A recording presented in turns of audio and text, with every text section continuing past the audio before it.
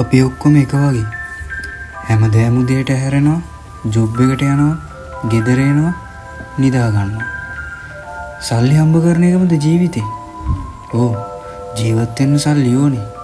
ඒ වුණාට සල්ලි වලින් ජීවත් වෙන්න බෑ කියලා තේරුණාම අපි බරක්කු වැඩි. අපි හැමෝගෙම ඇඟේ ක්‍රියේටිව් මිනිහෙක් ජීවත් වෙනවා. ඇඟේ හිටපු ක්‍රියේටිව් මිනිස්සයා මැරෙන ගමන් කියලා මට හිතුණා. මට ඕනේ ඒ මිනිහව එළියට දාන්න. මට හිතෙනවා අපි මේ ඉන්නේ කාටුන් එකක් ඇතුලේ කියලා. අපි හැමෝටම තියෙන එකම ප්‍රශ්න ටික. එන වෙලාව විතරයි වෙනස්.